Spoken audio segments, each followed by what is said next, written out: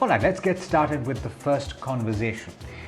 This is a concept that has gained prominence over the past few months and years in a regime of low interest rates as people head out in search of higher interest rates. Peer-to-peer lending is now becoming more and more common. Though chances are that you still haven't heard about it, you're not familiar with it, you don't know how it works, you don't know the risks involved. We're trying to address all of those issues in a set of two conversations. Let me introduce my first guest though. We've got Vinay Mathews, who is the founder and COO of Finsafe, the first company to introduce peer-to-peer lending in India. Thank you so much, Vinay, for taking the time. I want to start with the most basic question so that all my viewers are on the same page as we start. What is peer-to-peer lending and how does it work? Thank you, Alex. Thanks for having me. So peer-to-peer lending is nothing but it connects individual in need of credit with others willing to lend. Just like an Uber or an Ola. You want to go from point A to point B, somebody will come and pick you up and take you from point A to point B. Okay. Exactly like that. This was happening in India for a very long time. It's just that it was not organized. Indians have been lending amongst each other for a very, very long time. Okay. So a platform like ours purely act as an intermediary, or we call it a marketplace, and that connects the lenders and the borrowers. So one can come register on the platform as a lender or a borrower, and start to lend and borrow money. Okay. So our job is to kind of make sure that the verification process, okay, with respect to the risk evaluation, the platform checks all the credit worthiness of the borrower.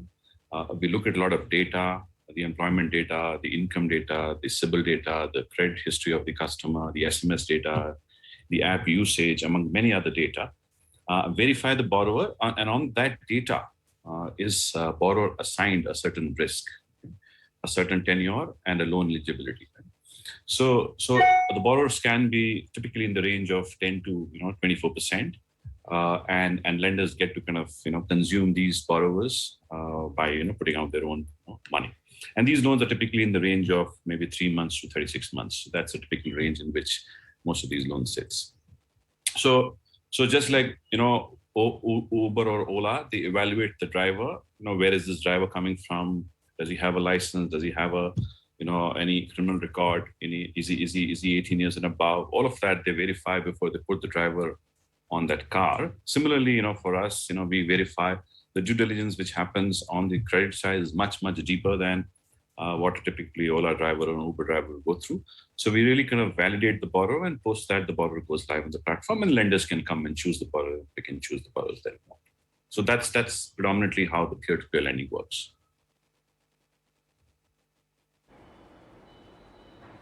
Vinay, when you talk about these borrowers, then you say that there is obviously a process that you go through in terms of the due diligence. But what is the usual type of borrower that comes to your platform to seek money? Okay, so there are different kinds of borrowers, predominantly broken up into salaried segment and small businesses. So those are a chunk of borrowers which we get to see, because the limit at which this works is less than 10 lakh rupees. So anybody who needs more than 10 lakh rupees, they have to go to a bank. So we have to kind of make sure that we give out borrowers money lesser than 10 lakh rupees. Anybody who requires money less than 10 lakh rupees are the ones who can quickly come. So predominantly it sits, within salaried and self-employed, which are, basically small businesses, right? Now, within that salary also, if you look at it, it's broken up into many parts. So there is a cream customer, which the banks typically take care of. Some of these guys do come to us. We call them bargain hunters. So if they're getting from the bank at 12% or 13% a personal loan, unsecured personal loan, they would come and take it at 10%, 11% on a platform. So, but otherwise, other than the bank's customers, typically the customers who typically do not get loan from banks or large NBFCs would come to us. Now, these people are not, bad customers, right? If they are credit worthy, and that's the reason, we are going ahead and kind of lending to these individuals, because banks are more happy focusing on the last,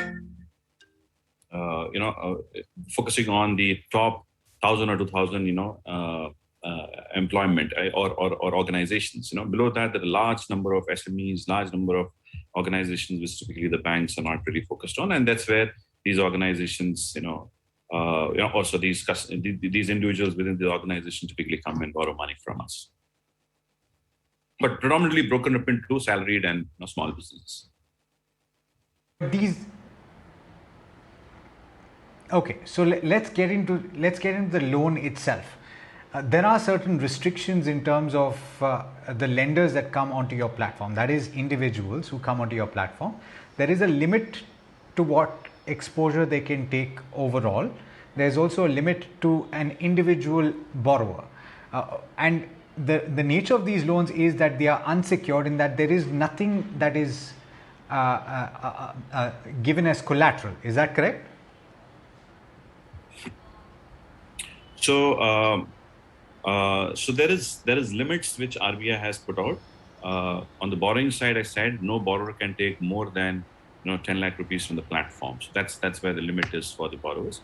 On the lending side, any lender who is wanting to come and participate on these platforms can invest up to 50 lakh rupees. That's a limit per PAN card RBI has put. And within that, there's another limit which says that no lender can put more than 50,000 rupees on a particular borrower. So, for example, if I'm a borrower and if I need 2 lakh rupees, you as a lender cannot put more than 50 lakh rupees investment on me. So that's the way it works. But with technology, this works even more, in smaller units. We can really fractionalize and make it work as low as 5-10 rupees. It's so beautifully fractional because technology can kind of help you do that. The volume of lenders and borrowers are there. Then you can make this really, really small for lenders to kind of fractionalize their money. So apart from these two regulations, sorry, go ahead. No, I actually want to ask you about that. In fact, Vinay, that was going to be my next question. You were the first that started peer-to-peer in India, and this is actually something that is prevalent in other parts of the world as well. But I want to talk about what the journey has been in India in terms of the number of borrowers and the number of people that come onto your platform. As I understand it, initially, there used to be a smaller pool, and a lender would have to pick and choose by themselves the number of borrowers that they would lend money to. But that model is slowly changing by what I can understand. Is that correct? That's right. So, so we have disbursed close to 2,500 crores till now. We have given out loans to 100,000 customers. We have processed close to 3.5 million borrowers on our platform. All of this with close to 300,000 lenders we have, right?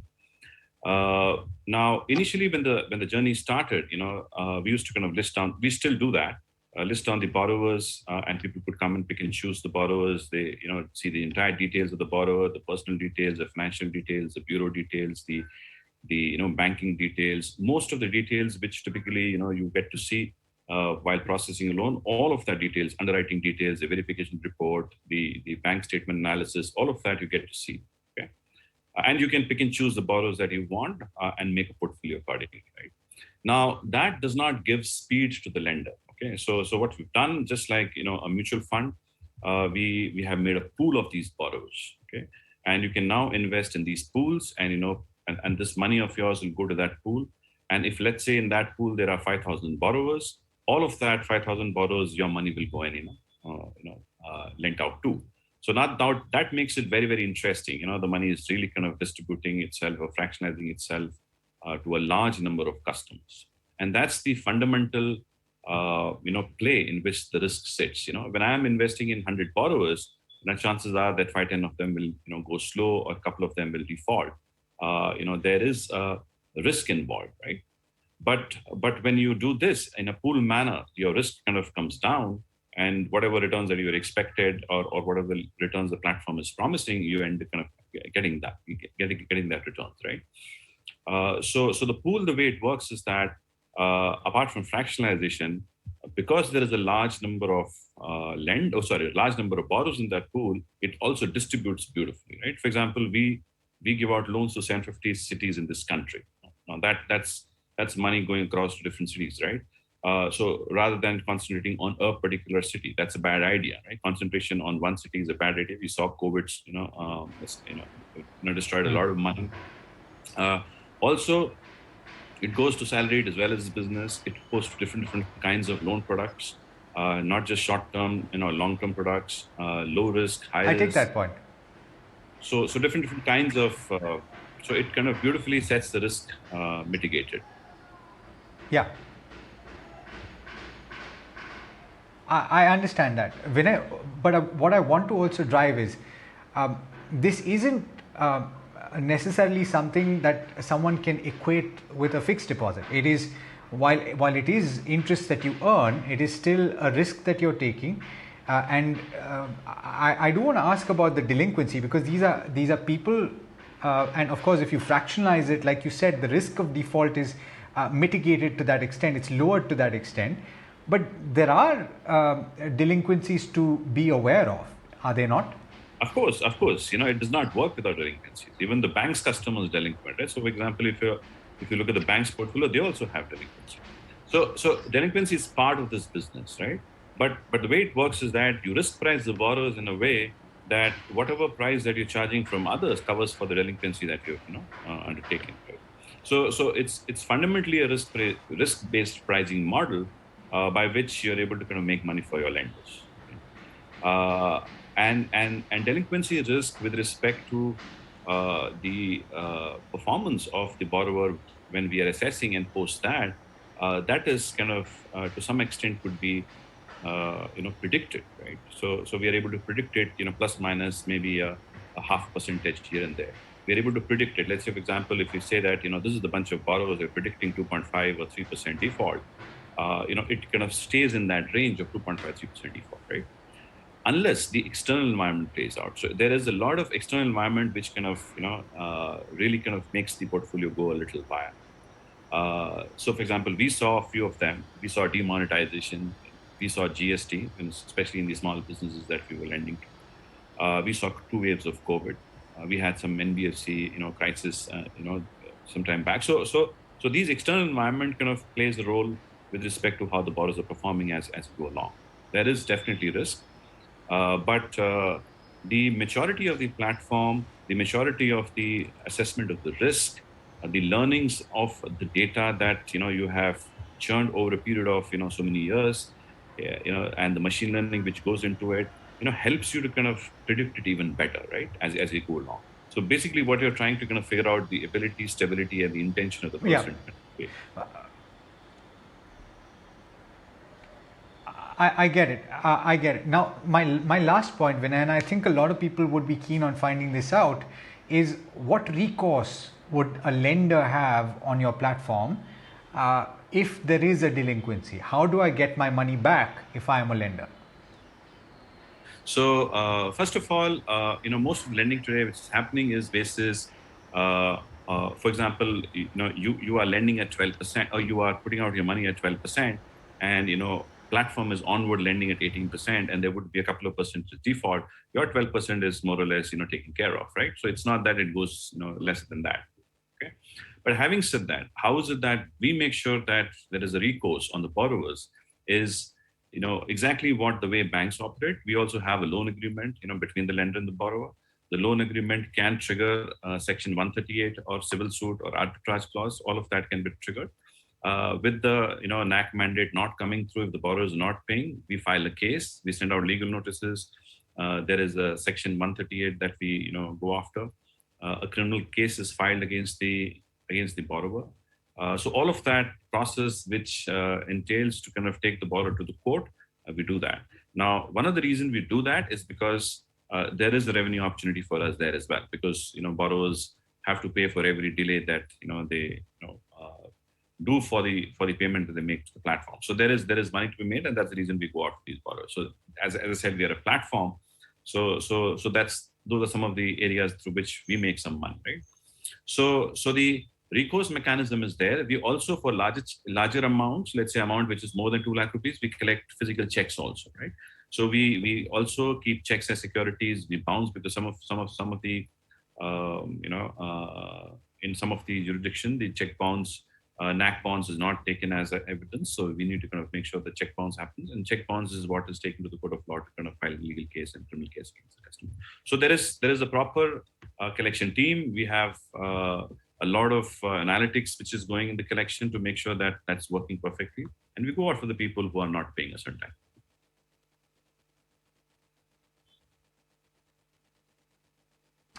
Absolutely. Vinay, pleasure speaking with you. This is a segment that is growing certainly, and I'm sure that we will speak about this in the future, most definitely sooner rather than later. But thank you so much for taking the time and for laying it out for us. Thank you so much. We're speaking about peer-to-peer lending this evening on The Money Show. We've discussed what the product is, we've discussed what it entails, but I also wanted you to get a view from an expert in the space, from somebody who gives advice on how people should plan their finances, a financial planner. I've got Mrin Agarwal, who is the founder director Finsafe, joining me right now. Mrin, thank you so much for taking the time. I don't know if you caught the conversation that we just had, but we've more or less laid the foundation for this one, I would think. We had a conversation with a company that offers peer-to-peer lending solutions. But I want to ask you, so we know now what peer-to-peer means, what it entails. Where would it sit on the risk scale, according to you? Can you put it at par, for example, with equity? Good evening, Alex. Nice to be on the Money Show with you today. Well, firstly, I would not even compare it to equity because this is a sort of a fixed return investment. So, from that perspective, I would actually compare it to debt funds or fixed return instruments. And within the fixed return instruments, of course, you have debt funds, you've got NCDs, you've got fixed deposits available. I would put this among the highest risk that you actually have in the fixed income space because of the way the product is structured.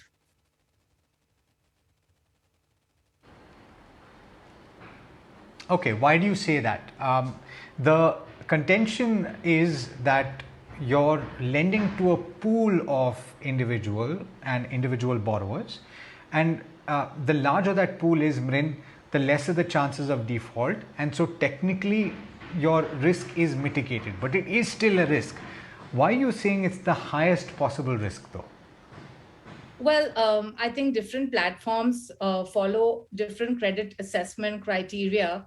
But from my evaluation, I think most of the borrowers on these platforms are people whose credit scores may not be that great. So even if you're diversifying among a pool of lower credit borrowers, it is some form of diversification, but still from a lender's perspective. So firstly, this is not an investment. I would not treat it as an investment. This is lending. Okay. So firstly, the person who is thinking of this as an investment should ask themselves, are they in the business of lending? The second thing to note is that you are taking individual risk. You are not taking institutional risk because your risk is not on the P2P platform. Your risk is on the individual investor.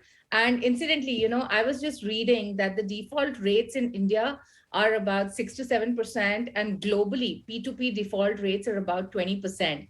So people were so shaken by the defaults in the credit funds. I cannot imagine, how people are going to manage defaults when it happens to them so directly.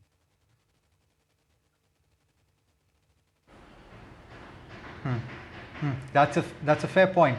I didn't catch that. You said that, and I believe that the audio just glitched at the moment you said that. Globally, the default rates are what? %.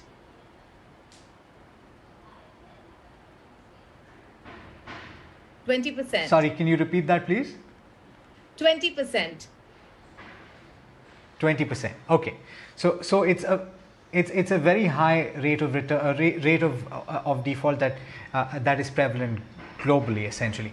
The reason why, Mrin, people are gravitating towards this and people are trying it out is because we are broadly in a low interest rate regime, and we're not seeing very high yields at the moment. is that any reason why you should go to something like this? If someone were to allocate a portion of their portfolio to this, and I will ask you about your personal opinion on this later, but if someone were to allocate, what is the maximum percentage according to you that should be? Well, firstly, I would not recommend anybody to allocate, but even if they want to allocate and they're aware of the risks that are associated with this product and they are contributing to all of their other financial goals, then they may look at contributing a maximum of 5% of their portfolio into this instrument.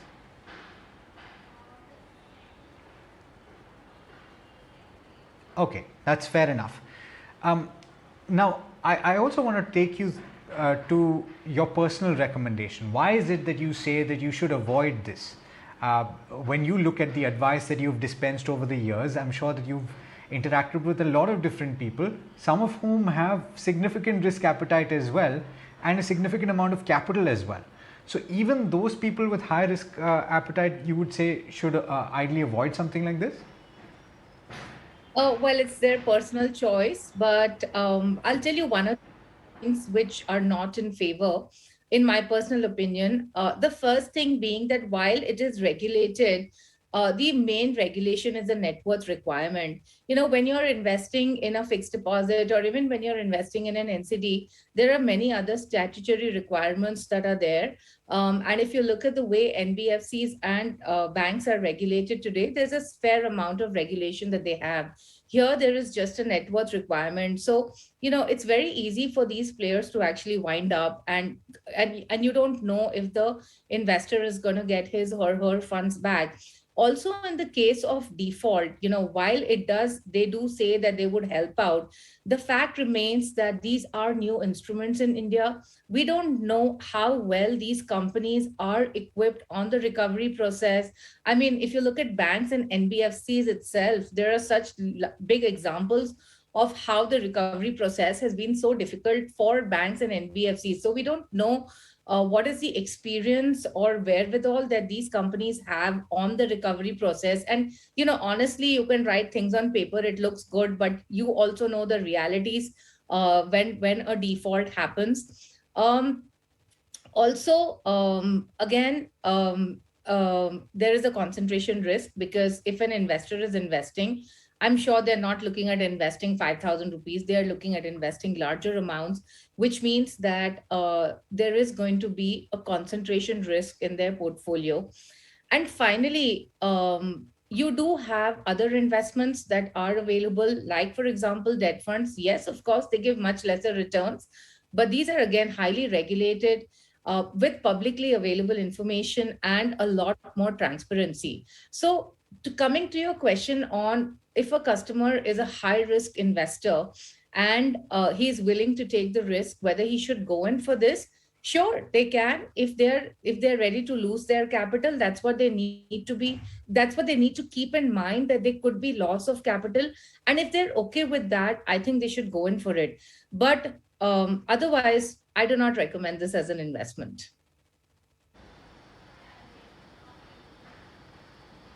Okay, that's completely fair. And in fact, Mrin, on that note, I think at some point we should have a conversation about cryptocurrencies. Maybe that day will come soon. But having said that, if we're talking about the need for higher yields, and this is a very real need, because usually you would talk about investments into fixed income products as those that would help you beat inflation. And we've got a situation where inflation is now on the boil, inflation is on the rise. You're trying to beat inflation over a period of time. You're looking for fixed income products and they're not yielding you very much. So, what are the options according to you that somebody can consider without going into these high risk fixed income products? So, Alex, I agree that the interest rates are low, and it's kind of difficult to get inflation adjusted returns with the current options. But the investor really needs to decide, do they want to put capital at risk or not? And, you know, honestly, if you look at the rates on P2P, it's 13% and upwards. I mean, I think, you know, those sort of rates were prevalent in any case. many decades back, right? So yes, I do agree that the rates on debt funds maybe are not that great, but I would say that if you are a conservative investor, a fixed deposit maybe in the small finance banks may be an option because you are getting higher returns out there, or otherwise stick to debt funds. As such, I do not even recommend NCDs or covered bonds as well, because they come with their own quota of risk. Just yesterday, we have seen what has happened again with the DHFL payouts as well. So I would still say that you have to think very carefully about risk to capital over the returns at this point in time, and you probably have to accept the lower returns. And I would also like to say that if you are really willing to do risk to capital, and I know that we are talking about a short term period, it's only 3 years. Normally, I would never recommend an equity option for 3 years. But I would actually put it this way, that instead of risking my capital to P2P, I would actually risk it in the in buying maybe an index. Again, I'm just giving a disclaimer. 3 years is a very short period to invest into the index. But I'm just saying, from a risk to capital perspective, I would choose that the stock market risk over choosing the P2P risk.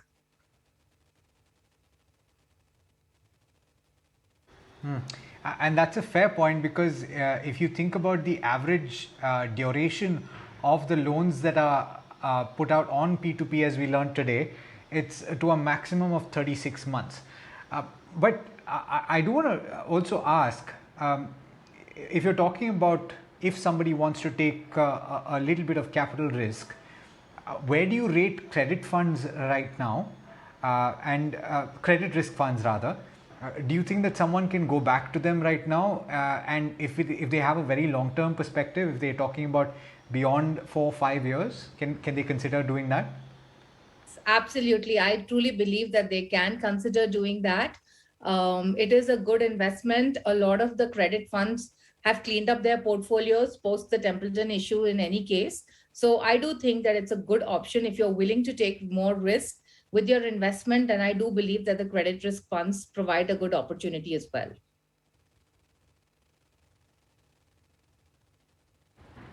Okay, Mrin, it's been an absolute pleasure speaking with you. Thank you for laying this out.